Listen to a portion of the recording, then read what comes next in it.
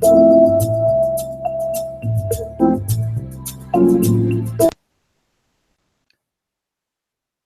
good afternoon, everybody. This is Mike Talbot speaking. It's 12 o'clock and time for our webinar this afternoon on understanding workplace bullying. So you're very welcome to join us. I am Dr. Mike Talbot. I'm the CEO of UK Mediation, and without wishing to scare you, I'm a psychotherapist as well as a mediator, and my particular thing is bringing the lessons that we learn from psychotherapy into mediation, into looking at workplace conflict. And this afternoon of interest is actually bringing some of those principles and ideas into getting a better understanding of workplace bullying. So I hope sitting comfortably. You've got a chat box on the right hand side if you've got any questions or comments you'd like to make as we progress. If you want to make a comment in that box, you will need to be logged into YouTube. And if you're not logged into YouTube, you can still read the comments. At the end of the webinar, we will be sending some materials out to everybody. So you'll see the slides and some of the offerings that we have that I'll discuss throughout the webinar. So let's crack on with an overview of what I'd like to talk about this afternoon. So first of all, workplace bullying, what's going on? I want to talk about some statistics and to talk about some things that we can definitely do as employers in relation to workplace bullying, and then to go on to talk about the more difficult cases. And especially I just want to make some comments about the labels that we apply to workplace bullies and workplace bullying, and to discuss whether we find that useful or whether there's something else that we can do in order to better understand what drives bullying behavior. So we need to know what's behind the bullying behavior more than just the labels, in order that we can decide how we can work with it and how we can work with people who bully, with the intention of changing bullying behavior. So we want to look at what can be done, what can't be done, how you make some decisions around that, and just to inform your own practice and your own procedures in thinking about the drivers for bullying behavior as a way of deciding what we can and can't change. And then the last bit, I'll be putting it all together and talking about some practical steps.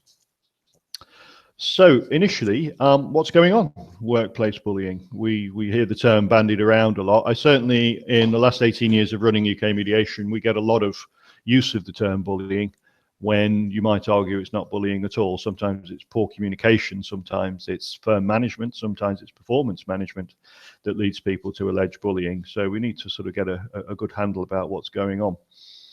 Some things that we do know about workplace bullying for sure are that it still goes on. And in 2017, we have figures from the UK and the US. So I took a bit of a dig on the web and in various resources to try and see what the most up-to-date figures are. Latest figures that I could find in terms of the incidence of bullying in the UK is that around about 6 in 10 people in the UK have witnessed or have been victims themselves of bullying in UK workplaces. And in the US, that figure is around about 75%. There's some brand new research there from Judy Blando from the University of Phoenix. So it's around about 3/4 of people will either have been targeted or will have witnessed bullying in the workplace. So those figures they remain quite high and quite scary, and very similar figures across the pond, maybe a slightly higher incidence in the US. The second thing that we know is it's still hard to speak out. So again, looking at comparison with the UK and the US, in the UK, recent research is that around about 20% of people felt reluctant to speak out because they're worried of becoming the target of the bully themselves. And in the US, the figure was a little higher. Around about 29% of people who were targeted remain silent about their experience of bullying, don't speak up, don't go to HR, don't go to any other resource within the workplace, but just put up with it. And again, quite scary figures, up-to-date figures, comparing the incidence of people being unable or reluctant to speak up in the UK and in the US. So number two is it's still hard to speak out, and number three, in terms of three things we know, is that we can do something about it. So there are some basics that we can do. We can acknowledge the problem, acknowledge that bullying goes on in the workplace, acknowledging that it exists, rather than burying our heads in the sand. We need to have a fairly sort of wide-eyed approach to bullying situations in the workplace, not pretend that it doesn't go on. The use of that term, again, just to mention, it is applied to everyday disciplinary procedures, to workplace conflict, or sometimes to performance management. So we have to be careful that people are using the term accurately, but we must acknowledge that it goes on. Another basic is that we need to continually train managers and others to use collaborative and solution-focused approaches. There's some nice writing by Dean Tjosvold, Tjosvold. The reference is on the webinar that goes, on the blog that goes with this webinar. So if you look at our website, you'll find a two-part blog in connection with this webinar, and the references for all the stuff I'm mentioning here are on there. But we're talking about having a conflict positive culture, having a culture where people use collaborative approaches when there are problems between people. And I'm not talking about just one-off training either. We need to continually support people in the workplace to use such approaches and to be able to address alleged bullying and conflict. We also need to know that we have a blame-free conflict resolution procedure. So your conflict resolution procedure, rather than an old-fashioned grievance process, should be looking at blame-free approaches to resolving conflict, so that we can build dialogue between people, build understanding between people, build great sort of bridges and systems for collaboration when people allege bullying, and address situations as they happen, rather than looking at win-lose processes within an old-fashioned grievance process. Something we need to do is to train people as well to deal positively with conflict and alleged bullying incidents. So people need to understand what to do. How can we approach this? How can we deal with these things as they happen in a positive way that doesn't end up just with a win-lose outcome? And just carrying on with some of the basics we can do about it, what we need to do is inculturate this whole thing and foster a culture of zero tolerance to bullying, ideally led from the top down. It's really important that if people are walking towards and demonstrating zero tolerance to all these situations in the workplace, that you have the backup, you have the support of management, senior management, HR, trades unions as well, to actually have a zero tolerance to bullying. And this needs to be led from the top down. We can't just leave people to do it for themselves. And the next one about the basics of what we can do about bullying is to encourage speaking out. I've got the mention there of freedom to speak up, which is an initiative in NHS trusts, National Health Service trusts in the UK, on the back of a report into some poor practice in some hospitals in Staffordshire. So the Francis report into the Mid-Staffordshire NHS trusts came up with some recommendations for how to avoid some of those mistakes being repeated. And one of them was this initiative called Freedom to Speak Up. If you Google that or Google FTSU, you'll find out some interesting resources there about how this works, and especially around whistleblowing and the appointment of local ambassadors, Freedom to Speak Up ambassadors, who are a source and a resource for people in case they are targets or witness bullying incidents in their workplace.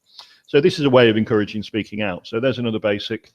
And another basic is we need to take reports seriously. We really need to listen to people when they say they're being bullied, investigate incidents quickly, and of course exercise a duty of care to employees when it's clearly a one-sided process where there is responsibility only on the side of the perpetrator, and where the alleged target of bullying is clearly not doing anything contributing to the situation, not bringing it on themselves, and where we have to take these reports very seriously. And be careful that we are looking after employees where there are serious incidents, when it goes beyond that which can be resolved with a quiet word or an informal process. So that's a very quick skip through some of the things that we can do about it. They are basics. It would be nice to think that all organizations had them in place. They don't, of course. And I think some of the particular issues that we find in organizations as a mediation provider is that people haven't been allowed to speak out for fear of retribution. And also there's not top-down support to the zero tolerance for bullying. I think it's really important that you get at CEO level, at director level, at senior management level, this encouragement to speak up, and that there not be any comeback if you do speak up, and cases will be acted on, allegations will be investigated quickly, and we have to ensure that that's supported from senior management down. Okay, so that's the workaday stuff. So what about the more difficult cases? More difficult cases in bullying, quite often, and if you look around the web, what you'll find is quite a lot of resource that says, okay, people who bully are this, people who bully are that. It's sort of helpful, but I sometimes wonder what's really with all the labels. You know, how does it help us to get to the heart of bullying and to understand what's going on to the extent that we can address it? The labels don't necessarily help. So let's just have a think first about what I mean by the more difficult cases. These are cases where clearly there is a one-sided bully and perpetrator relationship, and we can think about what goes on with these more difficult cases.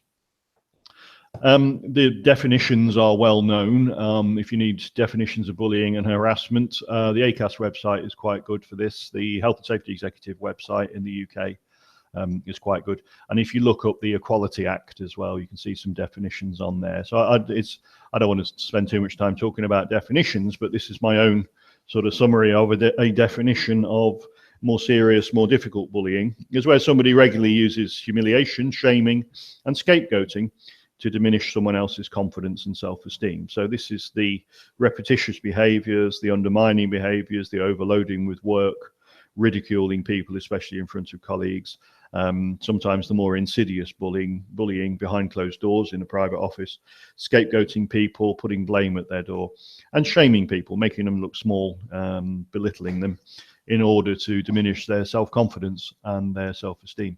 So that's one aspect of the more difficult cases. And the person that perpetrates such behaviors typically shows very little insight, very little empathy, and very little inclination to take responsibility for his or her actions. So we find that people who perpetrate these kinds of behaviors around the humiliation, shaming, and scapegoating, etc., they usually have a tendency to victim blame, a tendency to try and justify their actions, a tendency to deny their actions, or their worst acts of bullying are done in private where nobody witnesses it. So it's quite a tricky thing to do. A lot of people who bully in a serial fashion, you know, they're quite slippery fish. It's very hard to pin them down. It's very hard to gather the evidence, and it's very hard to bring any kind of a, in quotes, prosecution against such people because of the way that they do their bullying. So not taking responsibility and showing little insight or empathy, really. I think they're the key things. So I mentioned about the labels. The labels are, I find, a little less helpful than, you know, a more explicit definition, such as you've got on the screen there. But some of these labels, here's what we do with the old labels. So here's some of these guys. There's a high conflict personality, somebody with antisocial personality disorder, narcissistic, borderline personality disorder. So where the three on the right there, the antisocial, narcissist, and borderline, where they come from is from the Diagnostic and Statistical Manual of the American Psychiatric Association, which is a bit of a mouthful. Fortunately, it's abbreviated to DSM for Diagnostic and Statistical Manual, and we're up to version 5. So if you're interested in that kind of stuff, if you Google DSM-5, you should find all of these diagnostic categories. The one on the left, high conflict personality, is not actually a psychiatric diagnosis, but all high conflict personalities will have features of borderline, narcissist, and antisocial within them. So it's a kind of an umbrella term that's been coined to talk about people, not surprisingly, who seem to find themselves in conflict all the time and who seem to thrive on conflict and who seem to approach conflict in a particular way. So the labels don't necessarily help. You know, I'm not so sure that just having these labels gets us anywhere in terms of how to address these more difficult cases. One problem is that diagnoses never fit. By definition, a diagnosis is just saying that you're more of one thing than another. You're more borderline than narcissist, you're more obsessive than compulsive, you're more sociopathic than this schizoid, or, you know, all this sort of words get chucked around, really, get used in a fairly casual way sometimes. And I'm not sure that the diagnoses ever quite fit people. The other thing is that we change, people change. The environment that you're in will predispose you to certain sorts of behavior. Who's around you might dictate how you behave. And the sorts of extraneous pressures that you have on you might well influence your behavior as well. So we can change. People who perpetrate bullying behaviors may do so in one environment, but not another, around certain groups of people, but not others, and depending on what's going on in the organization. So we do change. The diagnosis can never stick. I think there's also a kind of an uncertainty principle with diagnosis. As soon as you've been told that you are one thing, and you look that up and you find out what it means, you actually stop being that one thing. So knowing that you have a certain diagnosis can predispose you to behave in ways that are inconsistent with that diagnosis. That's another problem I have with the labels. And I think also just labeling something doesn't fix it, and labeling a person doesn't fix them either. What I think is more helpful is to think about people's needs and drivers, and think about what's behind these bullying behaviors, with a view to deciding what it is that we can do about them. So I'm just going to pause for a second. In your chat box on screen there, you can see there's a few comments being made. If you're logged into YouTube, you can comment in those boxes. If you're not logged in, you can still read them. I've got a question there about why the figures are higher in the US, and I'll give it back to you in true trainer style. I'd say, I don't know. Why are the figures higher in the US? I wonder if anybody who's attending today has got any ideas about that. Might be an interesting discussion to have. I do know that the figures I've given you there for the US, for the incidence of bullying in US workplaces, they're about 9% higher than they were in the UK. And I think that's brand new research. So I don't know if it's changing over time. The UK research is probably about a year old. The US research is bang up to date. It's only just come out this month. So it depends on the question you ask, of course. But if anybody's got any thoughts about why the figures should be higher in the US, that might be an interesting debate for us to have this afternoon. Smaller companies with no HR. Jeff, you're making a comment there where there's no HR function in smaller companies.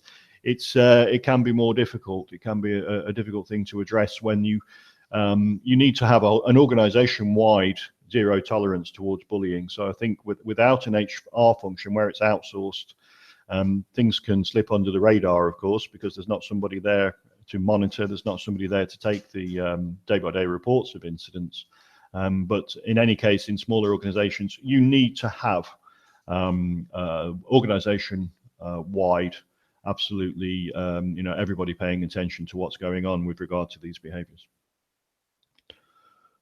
Is it the Uber culture? Sorry, just about to move on there. And Tony, you've said it's the Uber culture. Well, interestingly, with Uber, it took one employee to speak out about the Uber culture, and a bit like the butterfly on the wheel, that led through a sequence of events to the resignation of the CEO of Uber, whose name escapes me for a moment. But it only took one person to actually speak up quite bravely, and she knew she was likely to get repercussions for her speaking up. But it did, in Uber, lead to the resignation of the CEO. Massive organization like that, and it really just took one person to get that ball rolling. So let's move on. I want to talk about drivers. I want to talk about needs so that we can take the lid off what's going on with bullying behaviors. And I think, just to remind you, or if you've just come in, my sort of approach to this, my background is in psychotherapy, Gestalt psychotherapy. So I'm interested in how we can apply the principles of psychotherapy and Gestalt theory to what we do as mediators, what we do as dispute resolvers, what we do as people who try and address conflict through dialogue and more positive solution-focused approaches. I'm trying to take the lid off these processes using some of the principles of psychotherapy, which leads me to these kinds of conclusions and these kinds of ways of explaining these behaviors. A strong driver for any of us, particularly at times of stress, is to let others know how we feel. We know the benefit of catharsis. We understand the place for counseling and offloading and coaching and person-centered approaches to building employee engagement and getting employees to fully integrate with their fellows. Some of it is about letting others know how we feel. It's an important human need that we get across to others how we feel. And I think it's some reason that conflict escalates is that sometimes we're not heard in the workplace. We tell others how we feel, we communicate that to others, it's not heard or responded to, and we get louder, we get more litigious, we get our factions drawn in. So I think sometimes, this need is not satisfied. But it is a strong driver for us. We want others to know how we feel. And the other thing is that we want ourselves to avoid re-experiencing difficult or traumatic feelings. So I'm proposing that this is an underlying driver of our behaviors. And there'll be some, I'll be coming back to that in a second and talk about what significance that is. So what drives bullying behavior? Let's think about that. I think on the basis of that premise that we need to let others know how we feel, and we need to we want to avoid re-experiencing difficult feelings for ourselves. Let's say that the answer to that question is that for people who have this narcissistic or borderline or sociopathic type label, You would call them being in this cluster of diagnoses. So all the labels sort of interact and overlap, but for those three things, sociopath, narcissist, borderline, these are in the cluster of diagnosis on the DSM-5 that we call dramatic, emotional, or erratic. A lot of words going on. So the question is, what drives behavior? And the answer is, for people who would be in that cluster, we generally can conclude that if you have such a diagnosis, there's a fair chance that in your early experiences, formative experiences, you've had some abandonment or neglect or some kind of insecure attachment. So I'm doing my therapist bit here to say that, you know, there's something about people's early experiences that leads them to develop personality styles or disorders such as narcissistic, borderline, and sociopathic. And I think it's to do with formative experiences, bad parenting, bad attachment, possibly situations of neglect. What this gives us is a sense of shame and humiliation, and ultimately a lack of trust in people. So these kinds of early childhood or attachment experiences generally lead to, quite deep down in a person, a sense of that shame and humiliation, and a real difficulty in trusting other people. And I think in turn, what happens with that, going back to my premise about we want to know people, we want to let people know how we feel, and we want to avoid feeling difficult feelings ourselves. I think what these two things lead to is a compelling need to put those feelings into other people, or to avoid re-experiencing them for ourselves. So I'm suggesting, from a sort of a therapeutic angle, that what happens to us very early on in our lives can lead to these particular senses of ourself about feeling shamed and humiliated, and then a need, more or less out of awareness, compulsive need for us to put those difficult feelings into other people and not to experience them for ourselves. I think that's a significant thing that drives bullying behavior.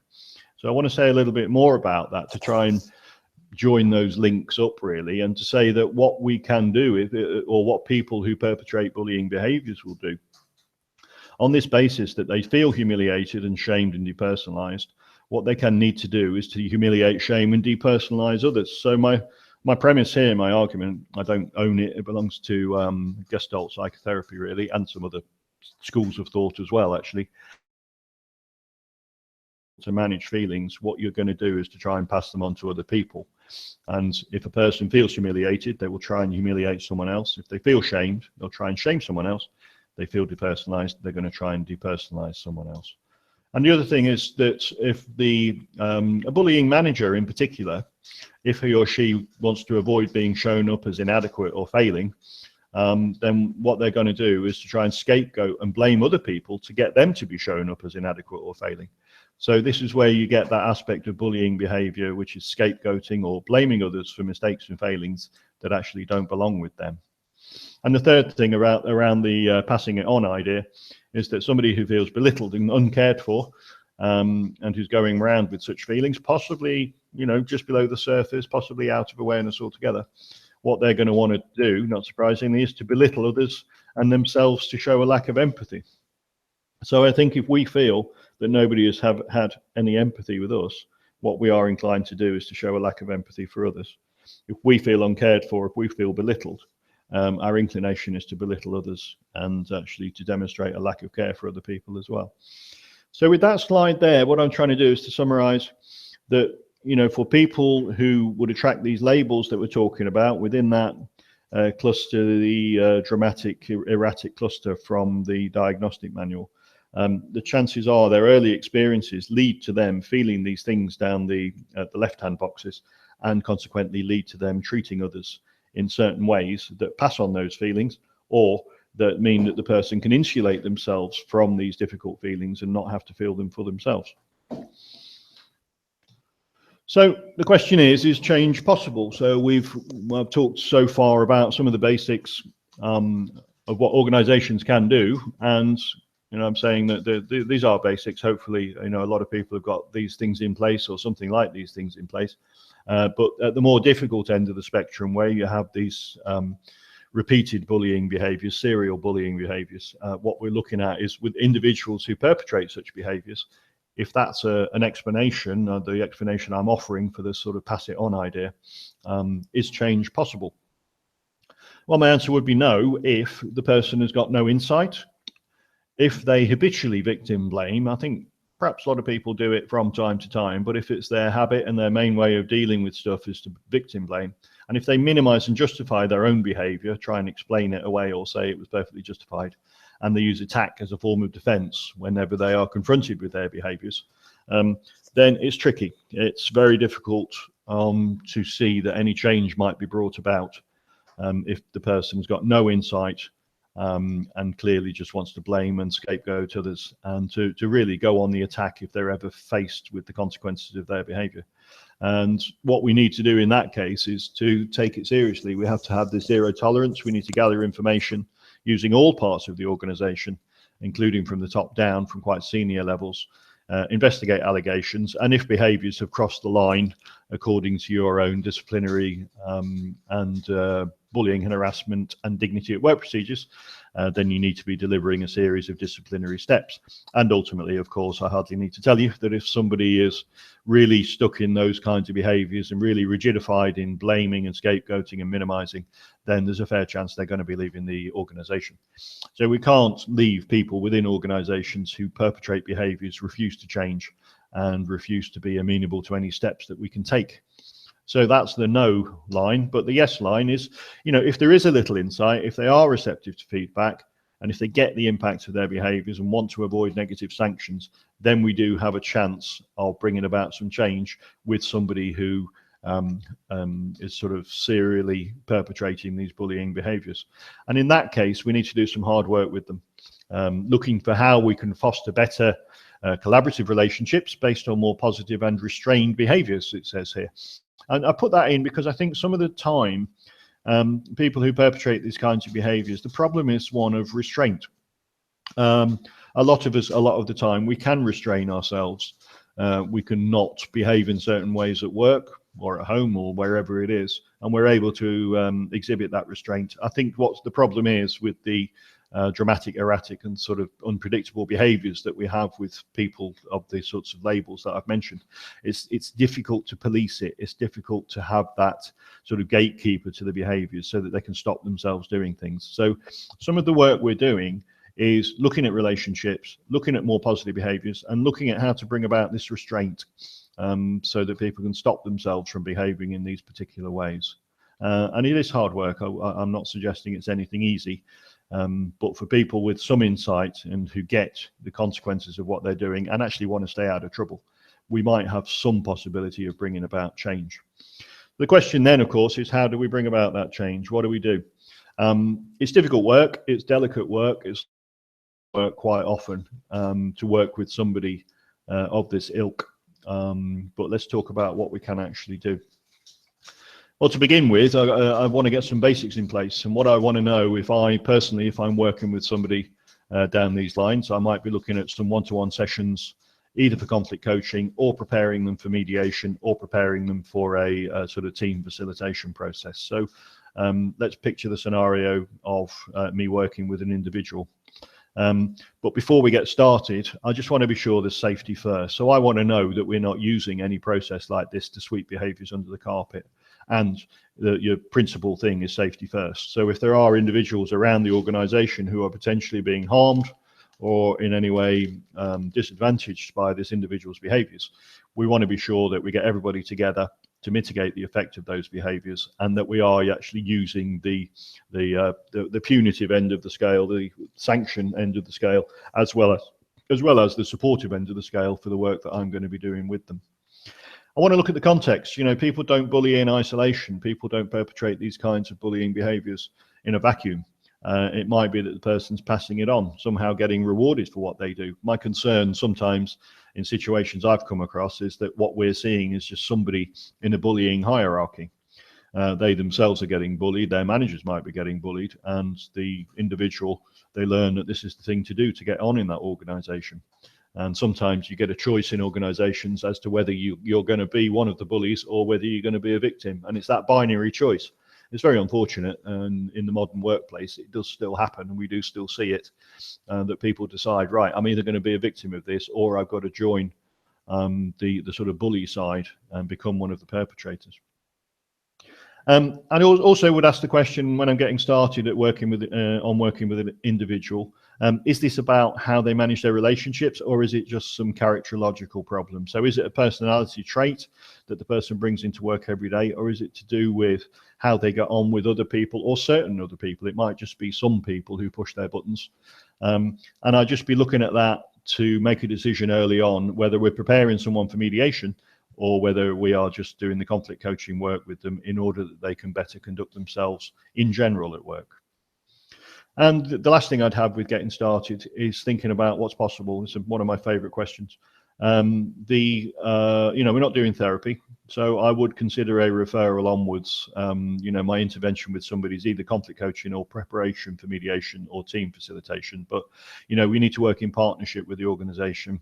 When I or some of my team would go in as externals, we want to know that we've got the backup. So I might consider referral to occupational health. I might consider a referral to the employee assistance program or in-house counselling, or a more advisory service.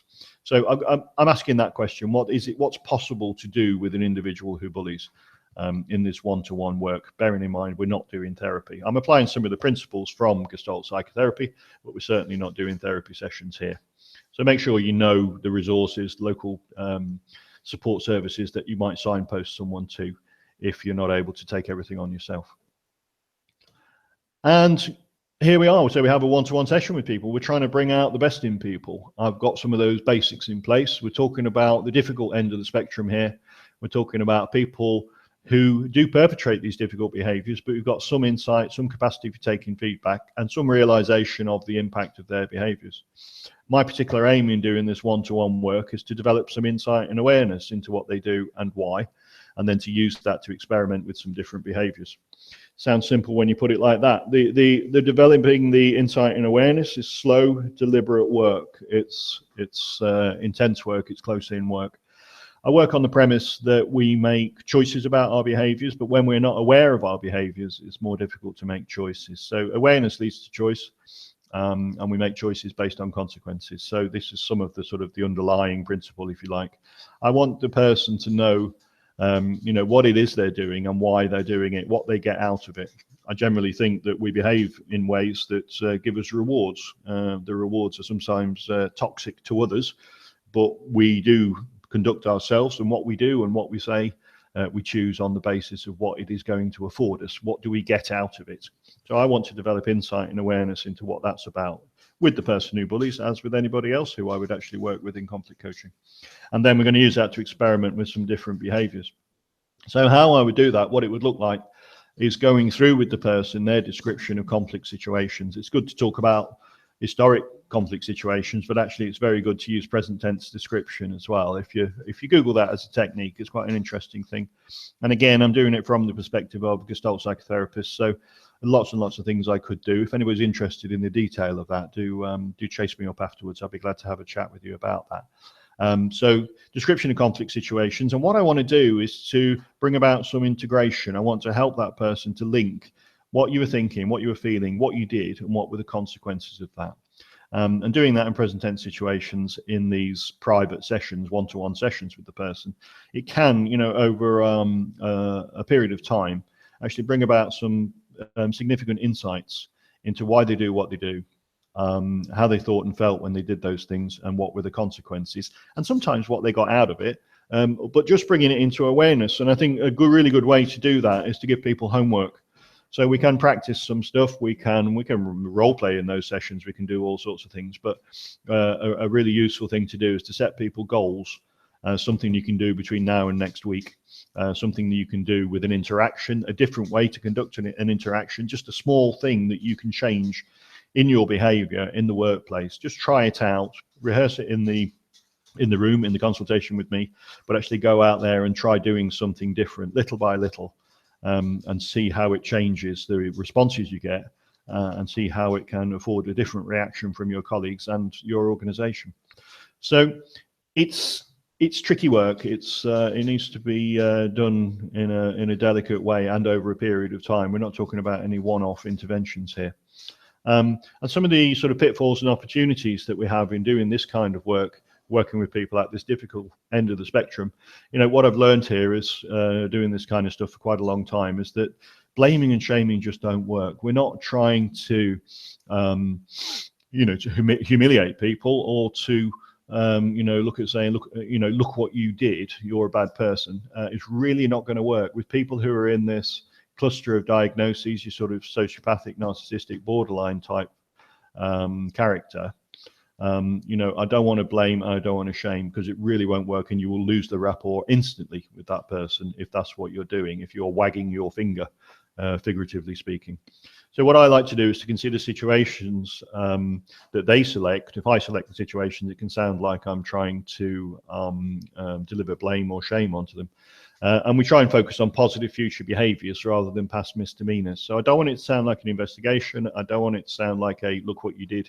And I certainly don't want them to perceive that I'm wagging my finger at them. I want to talk about positive future situations rather than past misdemeanours. And I need to get on board with the person. I need to achieve the kind of stuff I'm trying to achieve as their ally rather than as their enemy. If they see me as representing the organisation, if they see me as being punitive, we've got a problem. By default, somebody in this kind of part of the spectrum will tend to relate to each other with mistrust. They don't instantly trust people. That's a lot of spade work needs to be done to actually build that trust, more so than with others who wouldn't be in these kinds of spectrum of diagnosis. So I need to make an alliance with the person and to make small steps. Baby steps are better than no steps, and there's going to be a lot of encouragement. And what we find with people who are of this ilk, high conflict personality, etc., is that reflection is quite challenging. Somebody in that kind of a category or that sort of personality style finds it hard to reflect on their own behavior.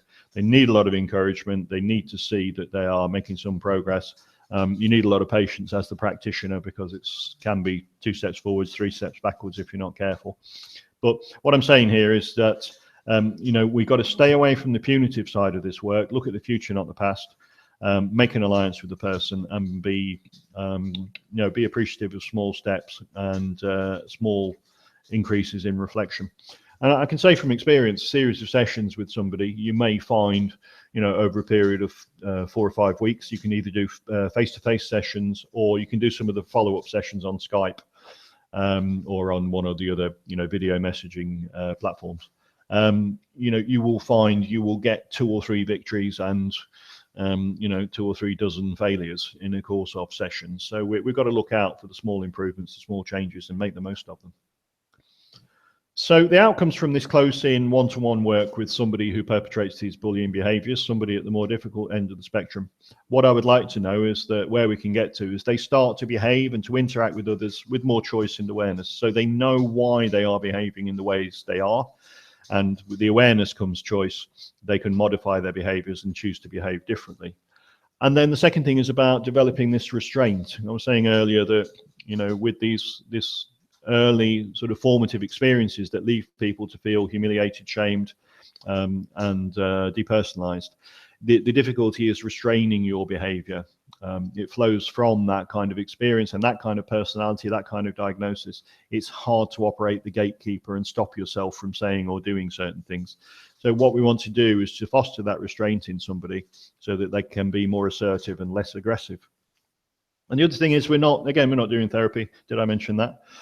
We're not able to develop, a full sort of repertoire of empathy and empathic responding and empathic interactions. That would just be too hard. But what we do want the person to get to is a place where they can take, trust, and act on feedback from some others. And you might find that it's only some people that the individual will trust in the workplace. But if there can be somebody identified who can take, who can deliver feedback and it would be taken by the individual and they can trust it and they can act on it, then it's a good outcome. It's a pretty good outcome. Just got a question there just before I go on to the next slide. A question from Felicity. I hope you can all see that. It says, what can you do when the beginning of the chain comes from Whitehall? Wow, that's a big question. I'll invite the audience's comments on that. It's something I'd be really interested to chat to you about, Felicity, but it's maybe a bit bigger than we can deal with here in a 40-minute webinar. But it's a great question. And also, it's Whitehall you mentioned. There are many statutory and non-statutory organisations in the UK and beyond where there are clearly hierarchies of these kinds of behaviours, hierarchies of bullying, a lot of which have been written about and published, but very tricky situations indeed. I do sympathise with people who are trapped in that kind of a system. And Tony, you got a question. We could call it conflict coaching. Would I consider it to be that? I think I would, where it's a general characterological trait, where it's a tendency that somebody has to behave in these ways with just about everybody. I would call it conflict coaching. Where it's to do with a specific relationship with a team member, with a manager or subordinate or colleague, I would consider this work to be preparation for mediation. So I think we can achieve a whole lot more in modifying the relationships we have with people and learning how better to conduct those relationships. I like to do that work. I like to get this preparatory one-to-one work and see it as preparing for going out there, back into your team, back into your the organization and back into your relationships. But if it's a more generalized characterological trait, it might be classified as conflict coaching. So let's put all that together. What I'm saying is that with these kinds of bullying behaviors in workplaces, you need both the stick and the carrot. People need to know there are consequences for their behavior. They need to know that if they continue to perpetrate these behaviors, there will be a series of disciplinary steps, ultimately leading to them leaving the organization if necessary. So you have to have that there. We need to protect people around those who bully. The stick is necessary. The carrot is the work I'm talking about in some more detail. It's the close one-to-one conflict coaching, preparation for mediation type work, where we get that person to raise their awareness, make better choices about how they behave. People who bully and will not change, they need that more stick approach. But people who've bullied but have some insight and are open to change, they'll benefit from the more carrot like approach. So, we need to be doing a sensible triage process here and assessing whether there is some prospect of change, whether there is some insight, whether the person is prepared to take and act on feedback. If they are, it's carrot. If they're not, it's more stick. And what I'm suggesting is that if we concentrate more on people's drivers and motivations, and my particular angle is to look at how formative experiences might have influenced that person's personality. If we can look at drivers and motivations more than labels, it is possible to bring about this relational change. But I hope I've got the point across that it's slow, it's deliberate, it's delicate work, and it needs some expert input. Okay, so that's kind of putting it together, and I'd be letting the side down if I didn't do the salesy bit. So we'll follow this up with some materials to talk about what we've got to offer with this. But a couple of things that we do 1 and 2 day bullying and harassment workshops. These sometimes arise from health and safety audits in the UK, where there have been some critical incidents. I'm really happy to come in, and I could do a half day actually as well. Bullying and harassment. We do mediation skills courses for people who don't want to train to be mediators, but who want to be able to resolve conflict at the sort of coalface. And we do our accredited mediator training courses as well. Conflict coaching has been mentioned. This is the close-in one-on-one work with somebody who finds they're coming into conflict all the time.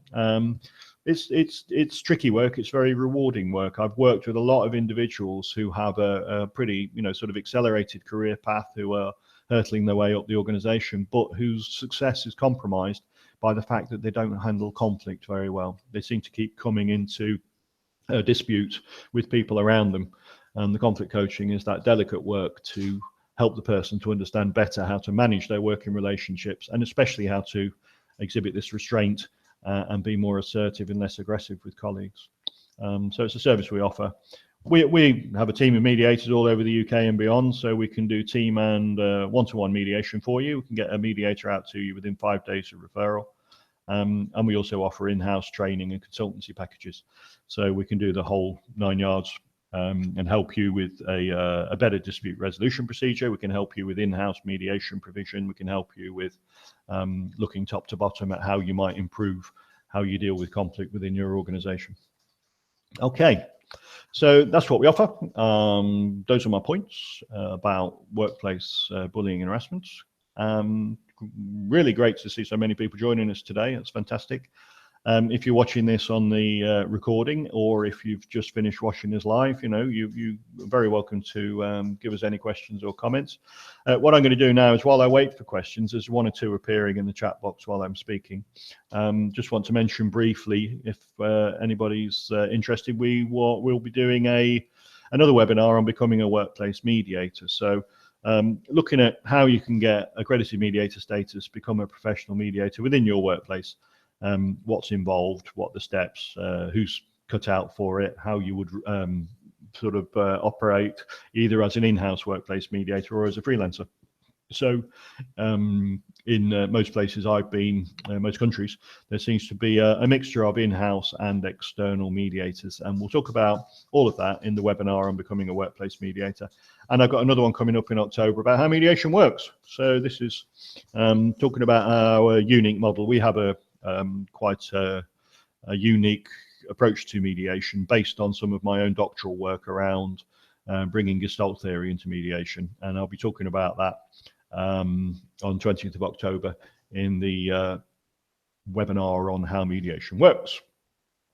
So if you want to look at the list of all the webinars that are coming up, it's there. Another one around the corner is commercial mediation, and another one in December is on medical and health mediation. So looking at NHS health authorities, talking about how we can foster better conversations at all levels within medical settings, between patients and professionals, between professionals, looking at staff and workplace disputes, looking at resolving conflict even between service users, between parents or between patients, or looking at decisions around care plans and how we can use mediation principles to help people to have better conversations around care plans and medical treatment plans.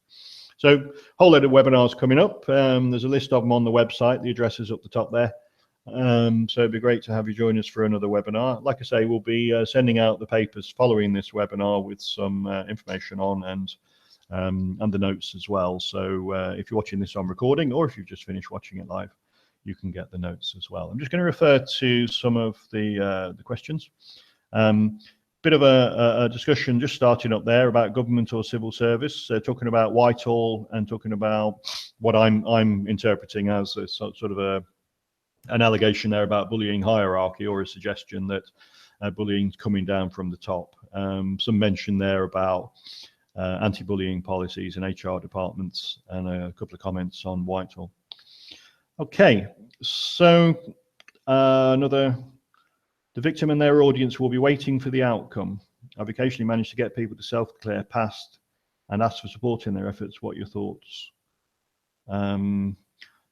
Sorry, I don't quite understand the question, Jeff, but get people to self-declare past and ask for support in their efforts. Okay, we'll pick that up afterwards, Jeff. Not entirely sure what that's about. So I'll be very happy to pick that up. So do get in touch with us. We've got Twitter followers on Twitter. That's an order. We tweet about all of our activity. We keep an eye out for interesting articles in the press and all over the web. So follow us on Twitter for that. Like our Facebook page, load of videos on Facebook. Have a look at my LinkedIn page. It'd be great to link up with people over LinkedIn. That's there. Our website, a lot of resources on the website, including previous webinars, including the slides from these webinars. Give us a call or drop us an email. Okay, so I generally try and keep these things to about 50 minutes, and currently on 49 and a half. So it's been great to deliver this webinar for you this afternoon. Thanks to everybody who's been along with us. Really good numbers today. Look forward to seeing you on the next webinar. Do get in touch with us by one of these means. And the very best luck to you. Have a good weekend.